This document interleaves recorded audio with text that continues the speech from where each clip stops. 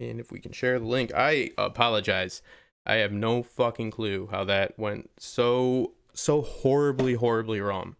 So horribly wrong. So we'll give it a few minutes, see if anybody is wanting to come now. Since it's been about what, like 2 hours since it was supposed to happen. All right. We are gonna start it.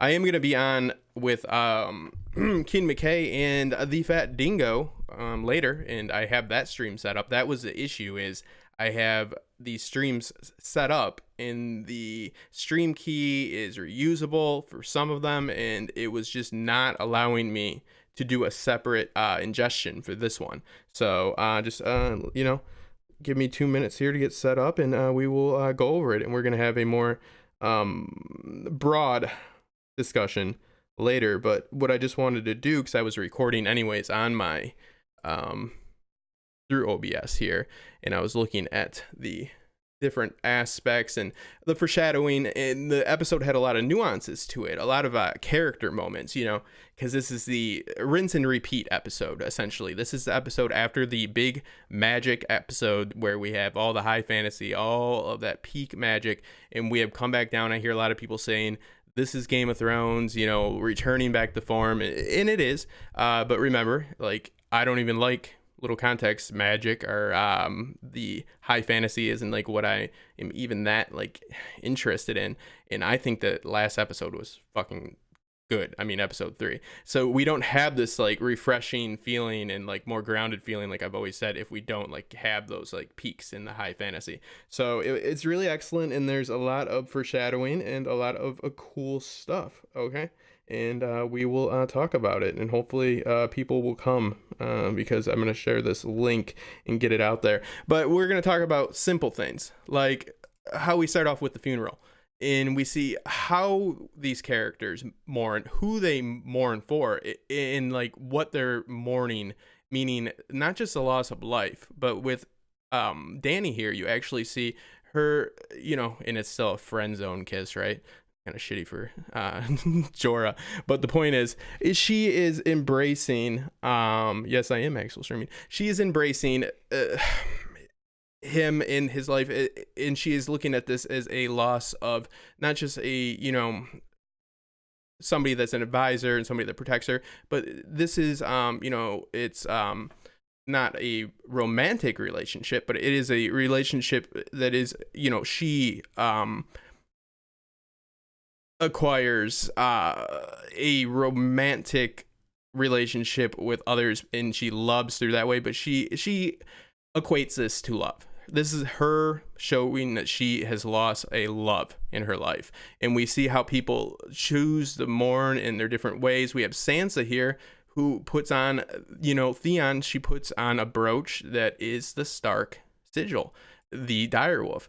She is showing that she sees him as family, because we always talk about like losing characters and what does it mean, and this is like a really good example, and it is nuanced. I mean, it's a little heavy-handed here, but this is the mourning of a family member to her. Theon had become family, and this shows us how they view family, and this is something that's reoccurring through this episode, especially how people view love differently and how people view family differently, meaning like companionship in general. We see Gendry, how he views love and how he equates sex directly, makes a direct correlation between sex and love, and wants to have Arya marry him because they had sex, and doesn't really work out because that wasn't like her motive for the the sexual relations.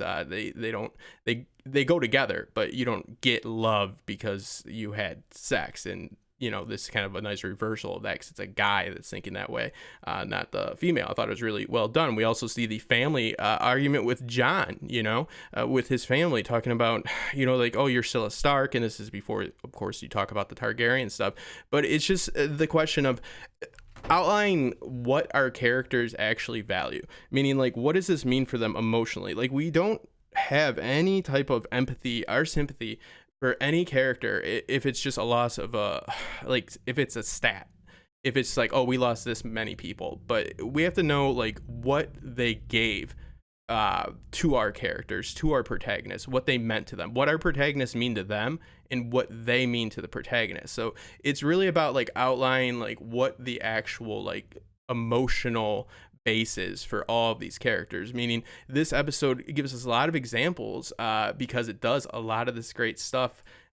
Like the game that Tyrion plays, that is, what he played with Shay and Bran the first time they met, and that is a perfect game for storytelling because it literally, I got a clip that we'll play in a moment, but literally just sets up so you can ask questions and you're like trying to guess who somebody is.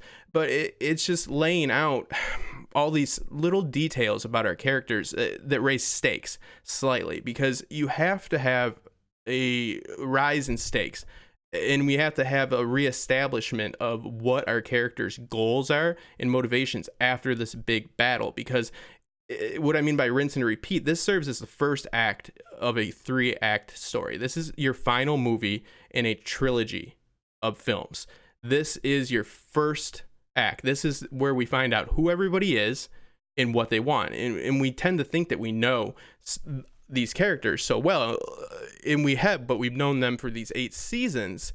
And just think about Sansa. Think about if she were to achieve being the Lady of Winterfell and Warden of the North in season 1, what that means to Sansa in season 1, opposed to what it means to her now. After these major events and stuff like this, it's about how tragedy changes them, and it's important to reestablish where your characters are at, because this is a saga. It's not a short 1-act play. We're dealing with multiple arcs here. Sansa is vastly different, and this is why you have reunion, because reunion brings people back together in story, and they get to talk about who they were the last time they saw them, and it just brings it up naturally because it's like a side. It's really a like thing subconsciously as well. When you meet somebody you haven't seen in a few years, you go back to the place you were because they are looking at you like the last time they saw you, and they see the difference for better or worse. So you get these great scenes with Sandor and Sansa. A lot of the idea is, she learned from all of this, really terrible stuff that happened to her, and she wouldn't have been capable to do what she's doing now if it wasn't for those tragic events. You get a lot of this. And let me see, I just gotta go back here. Let's see. Thank you, Axel. What's up? So we have examples of people establishing what they value, what they want, and what their needs are. Because needs and wants are very, very important to understand when we're looking at these characters. Because what they want is their goal, and what they need is what's stopping them from getting it.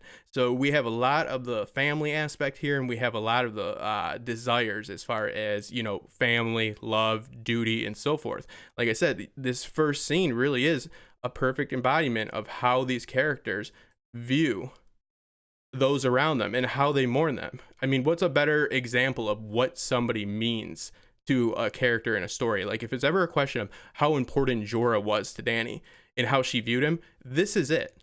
This is how she feels. This is what she feels she lost. This is a depiction of her, showing what she's lost. Just not the advisor. She lost a love. Platonic, yes, but love nonetheless.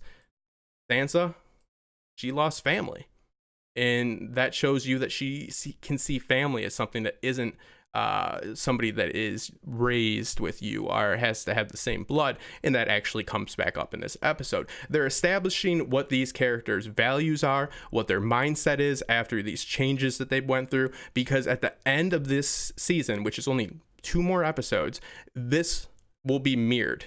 The characters are at a certain point in their life right now in this story that this is their last new beginning. This is their last rebirth through the fire. At the end of this next episodes, we are going to see, for better or worse, it pay out or what happens to these characters. Lord Gendry here. We see him get actually the title of Lord of Storm's End, right? That's fantastic.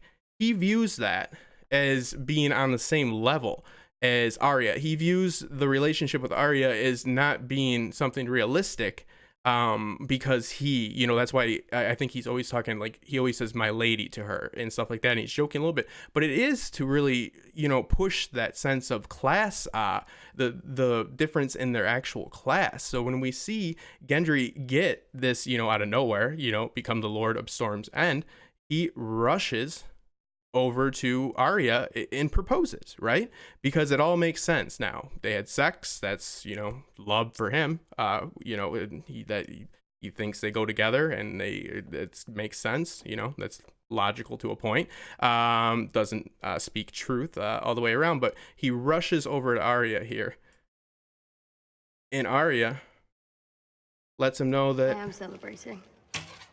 She now has killed somebody that she's being praised for. She's actually a hero. What I hate the most about the actual consequences of having a character like this is having them viewed as a hero in this story. But I actually love this subversion, because Arya is not even present for this cheers that they're giving for her. She is hiding out, you know, shooting a bow and arrow like a weirdo, and she denies Gendry, you know, because everything in his head makes sense now. We see his values. He is now the same, you know, on the same level. He's a lord himself. They had sex. That's love for him. Bam, we're going to get married. She is yearning for something else, and it looks like it's going back to that list. And we also see another person, the foreshadowing of who is going to be joining her. And it's the man that Gendry's talking to right here. And his actual question is why he's thinking the way he's thinking after this fight. And it's very meta, and it's almost right on the nose, but that's exactly what this episode does. It lets us know where these characters are at after this tragedy. If anybody watches True Detective or reads any Southern Goth, you know it's all about the changes in how tragedy and you know, adverse events affect people for better or worse in society. This is kind of pretty much right on point with that type of messaging right here, because these people have all been effective. You know, they all are showing what they feel they've accomplished. Look at the difference between Jon's camp and Dany's camp. The North remembers Jon, right? Because Jon is their hero. They didn't see everything Dany did, and it's been implied that people know what she did in Slaver's Bay and stuff like that, but they didn't do that in the North. She doesn't know them. So now it's an issue, because Jon has got what? The power of the people. They are talking about him like he is a god here, and he has been resurrected, so maybe we all did. No.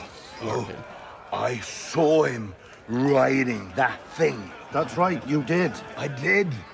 That's why we all agreed to follow him. That's the kind of man he is. He's little, but he's strong.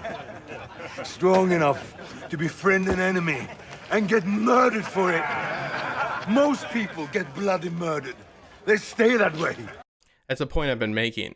I think Jon's a good leader, but what Tormund's citing as a positive attribute here is not, because, like he says, when most people get murdered, they stay dead. So you can't be an effective ruler from the grave.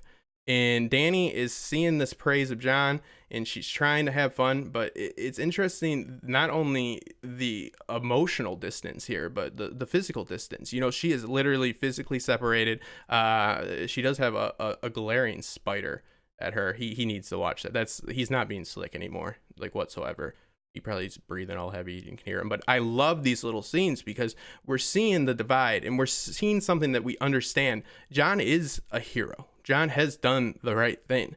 It has got him killed, though, and like I said, what usually, and like Tormund said, you don't come back. Dany has done all these great things, and she has chosen to go and help them in the North, and it looks like her forces are just depleted and gone because of it. So now, what do you do when you find out that Jon has what? The love of the people. And it's not so clear cut, because, you know, Dany has an argument for why they should, you know, look at her in the same light, but the fact is they don't. So you can't force these people to do that. So what we're going to come into is Dany's position now, which I'm surprised about, and kind of really impressed by the birthright and love. Like, I never thought that Dany and Jon were going to have the biggest issue with this. I always thought that one was going to get killed off, and I guess that's lazy thinking on my part, and they wouldn't have to deal with this. This is now a extremely vital aspect of their dynamic in the end game. And I know that his lineage is something that is important, but I didn't think it was going to be infighting with them as much. But the problem is now, not only does he have the actual birthright, which he holds to a high level of import that we probably can't understand, because that's truly what she believes. But here's the issue: the people also love him. And like I do the riddle every single live stream, Varys says, it's all about the people empower the institution. So she is insisting that he keeps this information from people, because if he does not, he is going to then have no choice. She literally says he will have no choice but to become king. So now we're in a situation where we can understand, and let me know in the chat, where Dany is coming from, because she has sacrificed so much. She has literally sacrificed almost everything, and so has Jon. But now she's asking him to do what? Withhold information from the people so he won't become king. He doesn't want to become king, but this is a story. Axel, who's in the chat right now, you talked about this the other day, about how it's about the people, getting some agency and getting some empowerment. And that is what Varys is all about, the small folk. And is it right?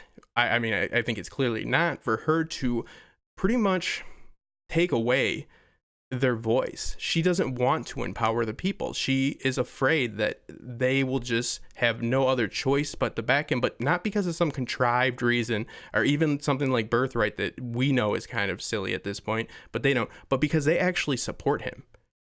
He is the rightful ruler in this case. He is the guy that they can get behind. He's the guy they are getting behind.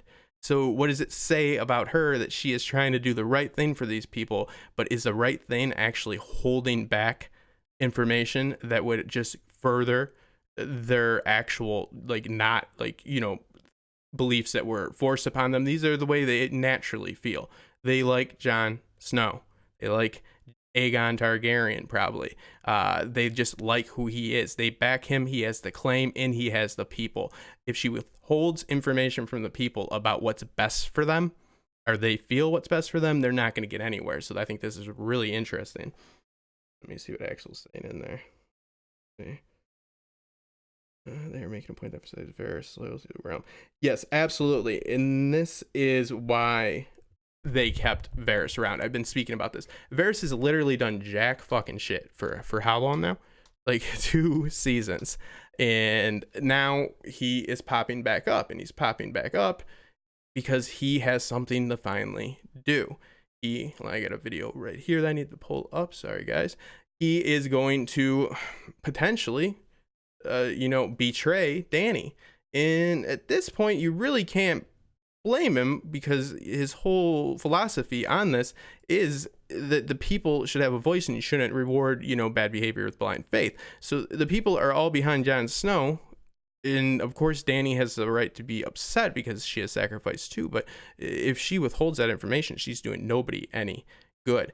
So here is a few examples of how this episode not only raised the stakes in the sense of, we have now, of course, the military disadvantage. They have been significantly drained. I guess they still have half the Dothraki. I saw 3 come back, but it doesn't matter. They literally showed up at King's Landing with like 15 people, or like 14. They're like, Frank's sick, so he can't be here. And that was to try to be, again, to negotiate with Cersei, and that's Tyrion's idea, which I don't think is great. I don't think it's a great idea. They know she's going to use the people as a shield. I don't see how they think they can beat them in the battle if they come out, like Jon said.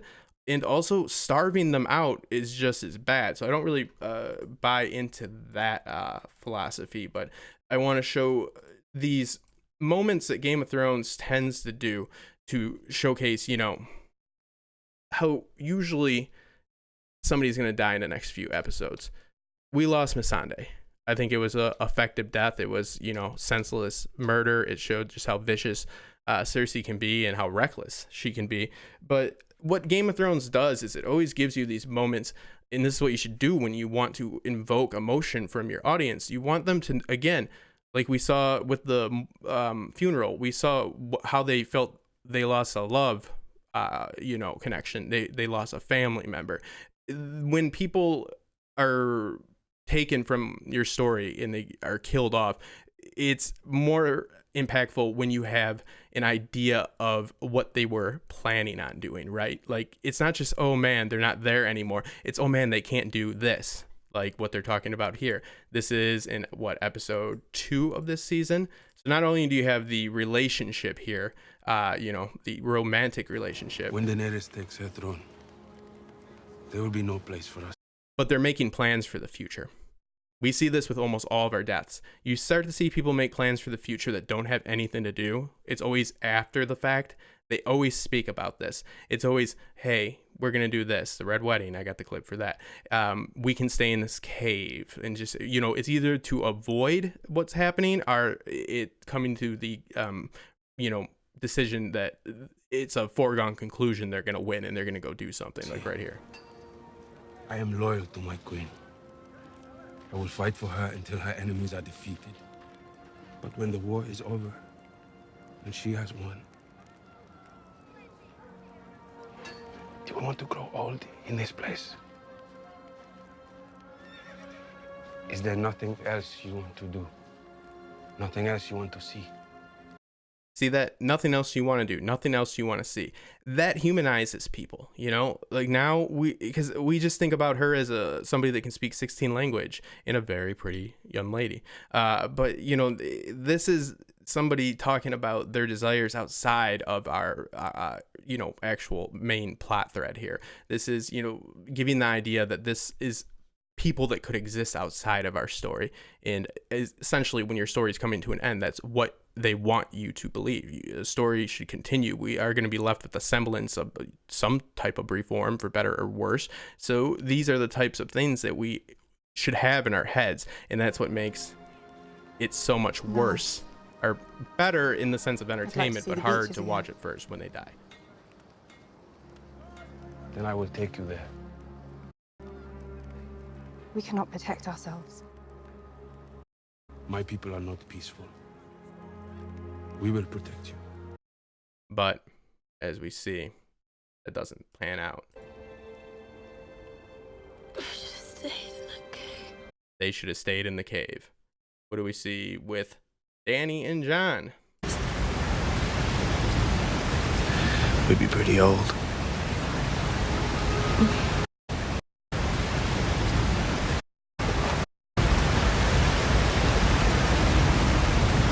We could stay 1,000 years.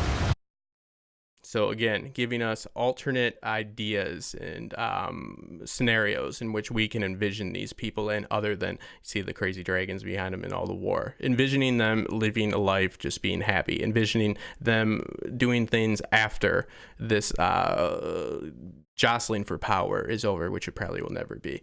These are great character moments, and they happen very subtly. We get the payoff for this one. I'm not going to go through it, but we definitely get the payoff for the actual,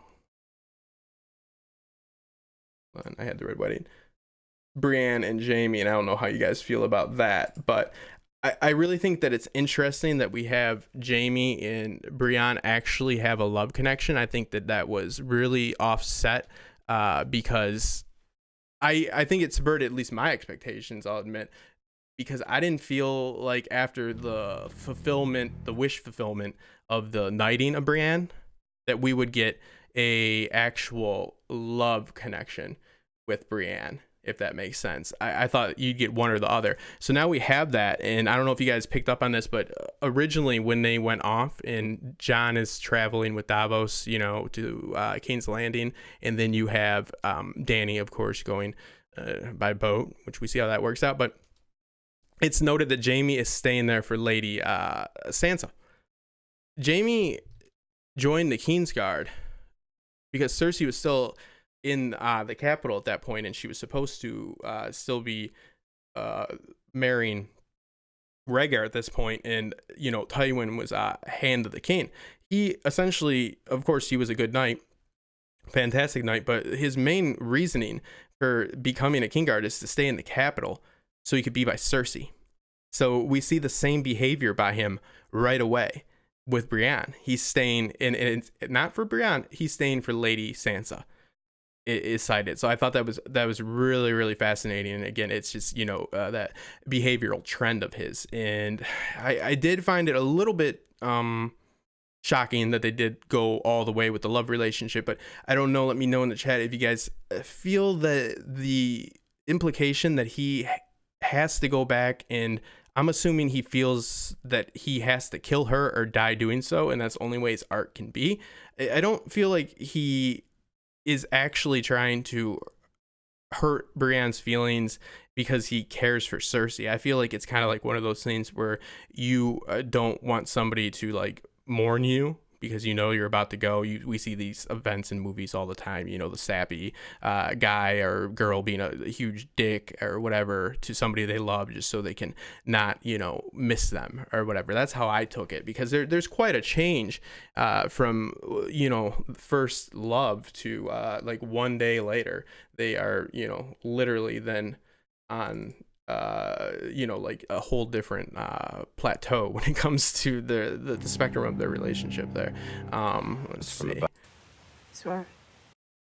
So now another thing that we talked about, a lot of the stuff that we talked about in our actual podcast or stream yesterday was, what do we think? Let's see. Phantom loud scenes like the waterfall and lower down the volume. Thank you, Phantom D Saint. We talked about if we thought Bran was gonna inject into the actual like decision making of who would be on the throne, and I found it very interesting that he left it up to Jon here to tell them or not, which is kind of a moot point because he already told Sam. But I found that to be very interesting here that he gives Jon the opportunity to tell them. So I mean, I guess that's the noble thing to do. But as Varys and Tyrion talk about that, 8 people know now, 100 people will know, and the information is going to get out there. But I found this to be very interesting because this does seem to be his main purpose for obtaining these powers, other than being bait, is telling Jon about his parentage. So I think that, obviously Jon is going to tell the family because it's his struggle between being, true to family, because that's what Starks are, and also, true to duty, love and duty. So we are now in a situation where we see when they're planning these battles that it pays off for Dany to have him in a situation where he isn't anything more than the actual Lord of Winterfell, because if he is, co-ruling with her, then the North wouldn't make these decisions. They're not in line with Dany's decision here, but Jon steps in here and he makes the decision.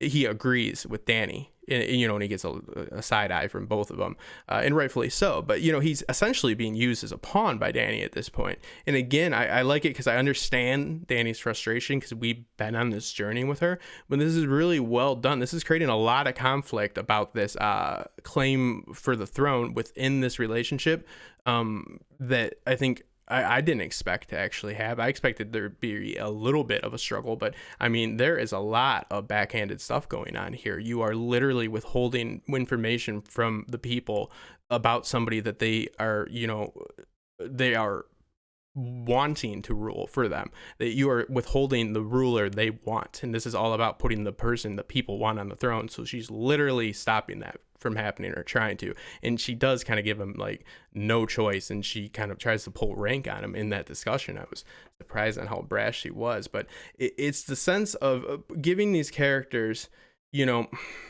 more than just a simple goal. The giving them more than just also the simple B storyline known as a love storyline. How many television shows and films do you see where it's like an action film, but it's like the action hero's last mission and he promises that, and then they'll get married, like there's like only like maybe 5% of the movie is filled with like scenes that have a love interest, but they just give the action hero a love interest and the promise of, like I said, something after whatever mission they're doing. They do this in Avengers Endgame with Tony and Pepper or whatever her name is. It's a promise of a child or a promise of this. It's always a side love interest. So when it's not just them failing their mission, it's somebody losing a husband.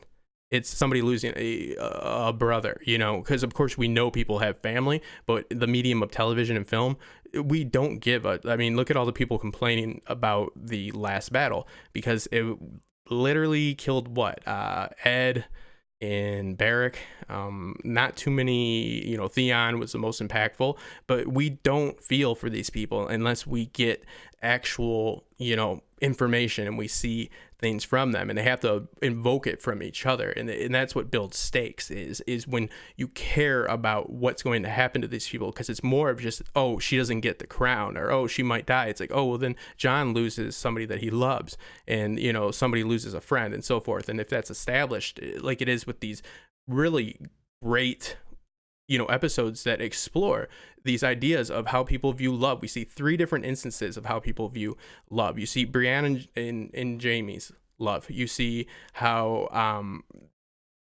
Tyrion goes about his relationship with Sansa. You see it's more on the line with Jorah and Dany. And then you see Gendry, who, is viewing love in a far different way, in a more, I guess, immature way, but, how people are addressing these emotions. And then if we know how they actually, like, what they equate love to be and what they equate honor to be, what they equate, all these just primal urges, then we have a better understanding. And that's what these little like scenes in these bars and these taverns, I know it's the hall, whatever, but they work so much better than a big battle scene.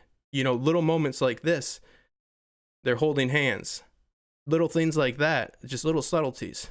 When she's dead, you think about that. You think about the bond there that's lost, and then also they're not going to go to Narth or whatever anymore. It's just very, very effective. And also Sam with a baby, one of his own, not, doing the whole, what for once, and a baby that's not made out of incest is come into play. Again, a depiction of the possible future events, like an alternate timeline, that if everything goes right, it could be, so that means that when things don't go right, it's so much more impactful. And that also means when things go wrong, it's worse. And then when it goes right, it's so much better.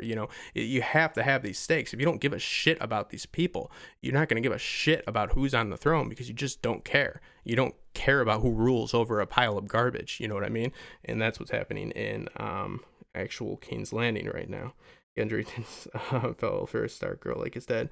Yeah, let's see. Let me catch up here on you guys. Yes. Tamara said it perfectly. Tyrion does to Shay what Jaime has just done to Brienne. Perfectly said. Yes, that whole, he's trying to get her to leave. Yeah, perfect analogy. Thank you. That is just, just being a prick because you want to save them, or you view yourself as saving them from something. And like maybe a whole bunch of trebuchets and actual ballistas. This actually, and I won't get into the actual tactical accuracy and all that, because we have talked about the folly of that, but just they did have these big ass scorpions on these ships. It might be hard to fire, but now we're down 1 dragon too, and it's Dany is looking like the odds of her even being able to burn King's Landing at this point with 1 dragon don't seem high. I mean, the vulnerability of dragons is well known to people that are invested in the lore. I'd be interested to see what a just casual viewer feels about this, because it would seem they would find it very shocking that these dragons have been killed so easily. But Aegon came with 3 dragons, and 1 was taken out in Dorne right away by a scorpion. It's not Qyburn's invention. Even though he did that beautiful, intelligent deduction of, if they can be wounded, they can be killed. And it's like, it's a smart fella right there. But yeah, so we have a loss of life. But I mean, these are moments I always look for. I look for these goodbyes. I also look for conversations like the ones that we have with Davos and Tyrion. They are essentially talking about, first off, it's interesting because they speak about, like what is the point of the Lord of Light? R'hllor seems to just be doing just whatever. It seems to have no rhyme or reason. And, that speaks true to like how I feel about it. But when you see people contemplating like, big philosophical issues and stuff like that, and it's not anything that serves the plot in the sense of like they're talking about like what their plans are or what they're feeling about certain events, and when they're talking about broader ideas in especially like things that are equated to people's beliefs about where they go after they're dead, it always makes you wonder when people have these goodbyes that are conversations like the one before Battle of the Bastards. It's really good with Davos and Tormund because it's just a conversation about life in general, so like that fits for closure. You don't have anything in your mind that these characters are supposed to do to directly affect these actual plot threads. So they either subvert it with giving them specific things to do and then killing them off, like Robb Stark finds out that he's about to have a kid and doesn't even want to play with young Ned and teach young Ned how to ride a horse, and then the Red Wedding happens. So it's either like when they give very exact details about what they're planning on doing, like going to Narth and so forth, or if they're having these like philosophical conversations about like the gods and stuff like that you get the best. And we also see a little bit of assimilation here with the actual wildlings. Tormund is acting foul, but it doesn't matter to the ladies. They're all about it. They're starting to accept them. We're seeing a actual bonding of these cultures, and they don't feel like they're as different. And maybe that is could be equated to the situation with the Targaryen force being there. But anyways, we have a situation where we're looking at a large amount of Lannister soldiers, and literally, I don't know what the hell they would have done if they would have walked outside of those gates. I know it was to show a lack of force, but we tiptoe around this whole Cersei situation for the whole season 7. It's all, we need Cersei. It's all these bullshit reasons why like they have to get around the side. And now they truly are screwed, and they truly, she is a force to be reckoned with. But Tyrion does drop the knowledge, and Euron does, give her a side eye that he knows about the baby. So if that is his motivation, which I have seen nothing else other than madness from him, so I have to take that one, moment where it does look like he like has like a semi-sane plan, meaning have a kid that will be both king of the seas and the Seven Kingdoms. I think that would be important to him, and that was Tyrion's ploy there. But it does seem like Cersei is just not intimidated. I mean, there's no way that she is at all concerned. She chopped Missandei's head off. That does nothing like tactically other than assure Dany to come at her with everything. So she's definitely goading Dany. We also see a little bit of symbolism here with Ghost leaving. Oh God, he didn't do. That's not too bad for the whites, but he's leaving him in the north because he doesn't belong in the south. So I take that as kind of metaphor for Jon maybe not returning, and how he doesn't belong in the north per se. I also take it as they can't do that CGI for the actual dog. So, it's interesting that he chooses to go there on horse as well, not on dragon. It's almost like the Medicis always used to ride a mule everywhere because they didn't want to. Cosmo would always ride a mule because he didn't want to, invoke people's like hate, and, he didn't want to have that perception of being rich because people despise them for it. So they would ride a simple animal. This is a nice horse, but I guess when, like he says, she ruined horses forever for him when he got on that dragon. So Jon is going with his approach, which is a kind approach. Dany is going with hers, and Cersei is doing the worst things in the world. She is using her people as a human shield, and it seems to be paying off. I mean, it really seems to be working. I think that's, very short term, but it's also kind of on those people at some point. I mean, are they holding them in King's Landing?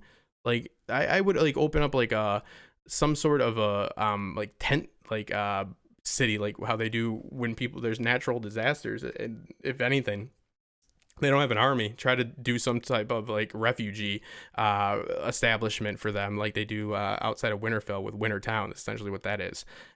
Because I don't see why the people would stay there for Cersei. I can't get behind people getting behind Cersei at all. She offers them nothing. She literally puts their life in danger by having her rule. So let's see what we can get here. Let's see. Bran gonna end up being Lord. Okay, so we got Gendry first. Okay. Yes. Now, Bronn acted like a sellsword and people are shocked. Highgarden. Okay, Venjenz, this is what I'm gonna say about actual Bronn's behavior.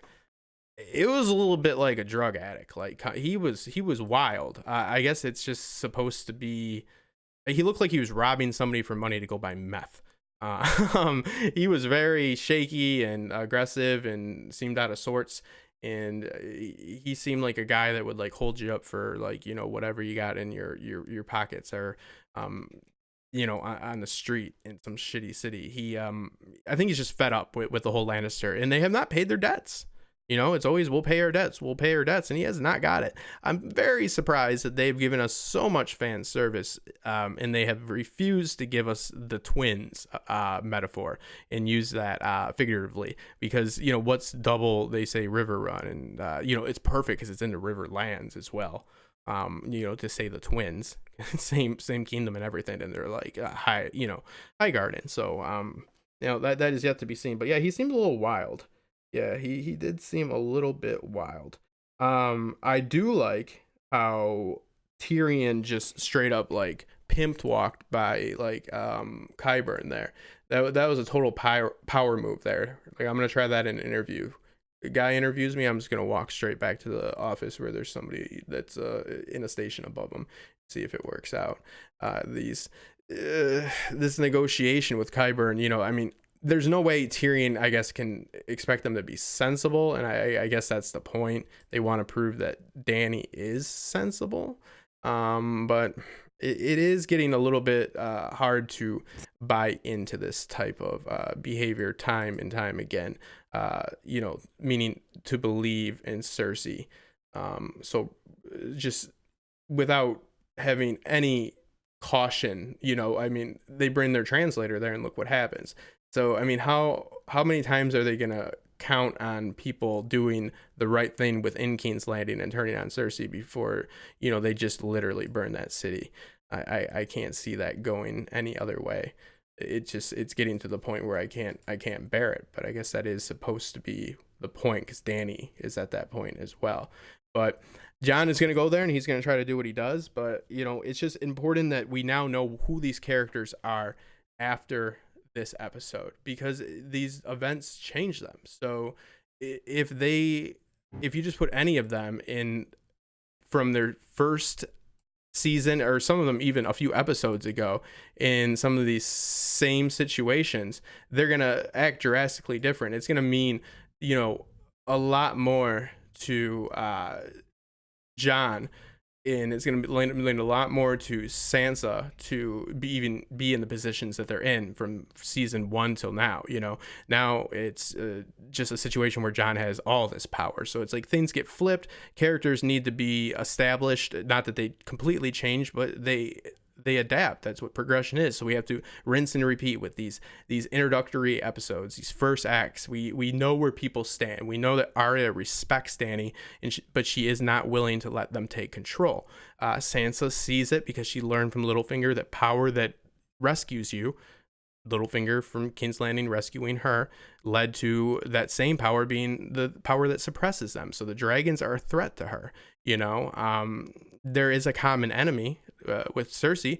I could see a bond there, but the values and the goals of these characters, whether or not they broadly stay the same, the motivation for doing them and what's stopping them is changed. Dany tries for so long just to get forces to get to Kane's Landing. And then once she gets there, she uses them for, again, the right thing. And then, you know, you got conversations like this one. So it's the birthright or the love. And now I find it to be far more intriguing because I think it's less likely that they have to kill both of these characters off now. I'm not saying it's not going to happen, but I'm saying these are little things that layer our characters in a way that make it so we can have enough conflict and actually have an intriguing story, even after, just like the Night King got knocked off and people for some reason didn't think that the story about jostling for power and the game for the throne was going to be enough for 3 episodes. You know, Cersei could get knocked off next episode literally, and in all of the last episode could just be this situation right here, everything that's at stake right here, because it's not just Jon and Dany, it's Sansa, it's Arya. You know, the Mountain and Arya are obviously going on a fan service trip to King's Landing, and I cannot really voice how much I would have been against that a few weeks ago. For some reason, putting the two things I didn't want to happen, Cersei being killed by Arya, I didn't think was a good idea, and Clegane I think is just like it just seems like a drunken frat boy's like wet dream. But for some reason, when you put those two, I guess like the double negative makes, you know, two negatives make it positive. I don't know. Now I like it because it's giving us, I guess, that road journey for however fleeting it is. I'll take my transitory pleasure with it. But we get a little bit more of that season 3 vibe with the Hound and Arya, I guess. But they are going to do very tropey things, and they are going to go do very silly things. But I bet it's going to be pretty badass. I'm all about #Arya stuff. So, we're going to go and we're going to actually, let's see, I'll just look at this to make sure I didn't miss. Sorry, you know, we had mistakes with the stream. I wanted to do just a rough overview before we did the actual stream tonight with Kane McKay and Andrew, the fat dingo. But I didn't want to really fixate too much in that stream with them about these little subtle nuances, you know, like the playing of the game with Brienne, which brings out the, you know, that she's a virgin. You know, it's just, it's clever little ways to reveal things about characters that seem like they are justified. They don't seem like they're forced. These are nuance. This is nuance, you know, and a lot of times when Dan and Dave are in charge of doing shit, they only get you to where that you know, story needs to get, meaning like where it's plotted out to be roughly. It's like, and they just slingshot their characters there and they throw everything to the wind. These actions are all, you know, everybody's role makes sense now. Everybody means more to me after this episode than they did before, and not like they didn't mean anything, but that's the point. I have a different perspective on them too, and that's what's great. You know, you get to see what they are right now, you know, because again, every single season, sometimes episode to episode, you need that rinse and repeat to reestablish where they're at. Because I mean, if these people were just the same people from the first season, then this story would be a fucking epic failure. You know, like there's a lot of this mentality of what Sansa has here of she wouldn't be what she'd be if she wouldn't have had the suffering, and she wouldn't have the skill set. So the Hound, I guess, maybe is inspired by that. You know, the battle strategy is still shit, but let's not crap on that. And you know, but the thing is, now the people around this table, it's not. That's how I can get past the stupidity with the siege of King's Landing, you know, not going through again, just like, again, trying to treat with her. Because this table that we're looking at right now, every single person here is an individual that I understand. I feel like I know what who they care about. I feel like I know how they actually view things like love, how they actually view family, how they consider, you know, and what they apply their emotions to, because that is not uniform. So it's not just characters that, you know, have a love interest. You know what love means to these characters. It's not a character that just has a dad or a brother. It's a character that, you know, what family means to them opposed to what family means to the other. And it's, you know, because again, it's not uniform. And this is it's great storytelling. It's layered storytelling. You're giving your protagonist ways to move your story forth, and you're giving them ample kickback without it being to the point of their victims. The Cersei thing is, I'll finish it off with that, is borderline because of season 7 of a situation of what I'm talking about. Your protagonist just needs to achieve their goal, but they want to, have a little bit more plot progression as far as like character development goes, and they want to just invoke more struggle because more struggle, more reward. So you have them lose, and sometimes it doesn't make much sense why they're losing, and you see this in lesser stories. Like I said, you see just a lot of contrived failure that comes out of nowhere. But now in this season, we can understand why Cersei is a threat. So it's redeemed. And also that baby, I mean, I can't get behind Cersei, but man, I do truly believe she cares about her baby. So all I can equate that to is she is probably less likely to kill herself and blow the whole city up just because she does care about that. And I think the baby is real. I just think that the conflict comes from it not being Euron's. So that's the only way that makes sense for that scene to happen that Lena Headey did not want to happen, and for them to invoke this into the story. It's because it's going to be the internal struggle in her, and then the external with Euron and their alliance. So that will function very well, actually. So you have, everybody is not, again, they all want the same thing. They all got those guns pointing in the same direction. Every single one of these people are pulling that trigger for a different reason. Varys is ready to act. Varys is ready just to squeal, right? He doesn't have little birds anymore. He's screaming it to so everybody can hear what he feels. He literally was speaking very, very loudly on that boat, which would probably carry sound very good. But he is no longer. I think the game playing is happening to an extent, but it's more so just the outcome of playing the game.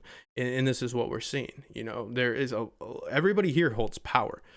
Arya holds power as the hero of Winterfell. But, as much as I don't like that behavior being rewarded, I do enjoy that she does not embrace it. At least that is somewhat fluent with that message. And again, it's a vast canvas, and that's just my personal opinion of what I think that has to do. That's all metaphor. So, right. Even when we see the moving of the actual troops by Great Worm, he steps in and just side eyes Sean. There's so much tension in there, and we just don't look at him as some mindless soldier, which as a eunuch and somebody that's like kind of been like chemically castrated. I mean, the whole point of them having all that done is so they don't have other desires, so they aren't humanized, so they're not like what we'd call like rational human beings, but in a story we just say it's very hard to make somebody that is literally a soldier that their skill set is they are not afraid to die because they don't feel like they have an identity. Like that is literally what the Unsullied are. They don't care about pain. They don't get scared in battle because they don't have outside attachments.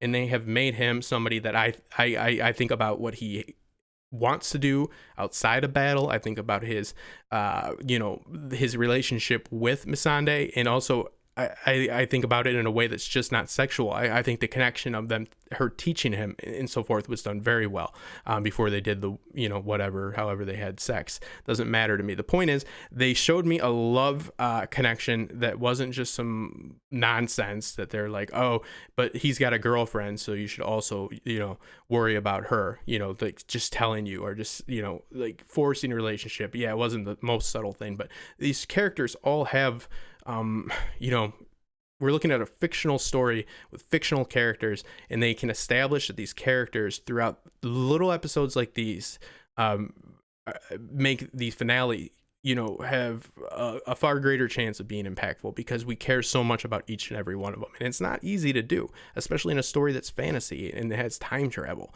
So if you made me care and you made me think about Grey Worm's travel plans, you fucking did your job. And I think this is a great episode. It's a nuanced episode. I think these are the episodes they do the best.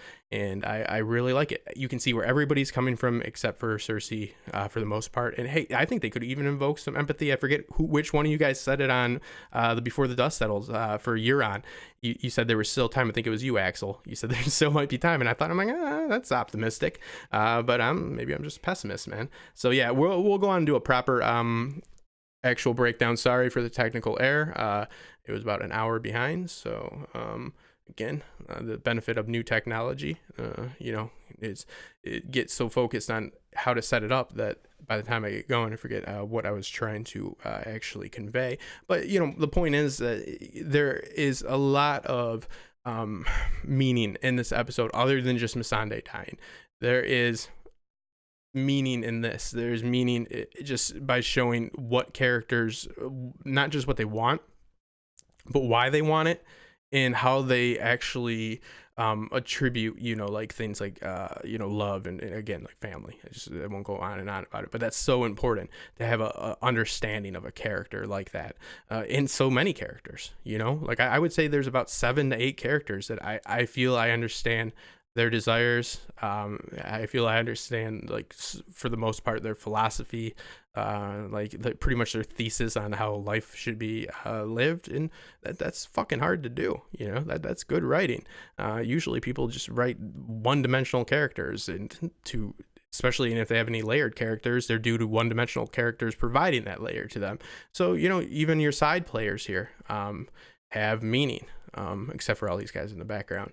But so a little bit of fan service here, and I think a lot of good moments, and Tormund is just a fanboy of Jon as well. But thank you guys. Make sure to subscribe, and I look forward to tonight because we will have a great stream with King McKay and so forth. And appreciate you guys all stopping by, and I will get the stream so it is in much better shape. I think Johnny be crazy beyond right now. So thank you guys for coming. Make sure to subscribe, and tonight at 11 o'clock, actually at 11 o'clock Eastern, we'll be on. So thanks for stopping by, and hope you enjoyed learning that these people, I feel at least, have real emotions that you can really get behind. So the ending to this will be as bitter and as sweet as possible on both ends. The reward is just as fulfilling as the actual letdown of the failure by some of these characters will be just as impactful, which is rewarding in a storytelling sense.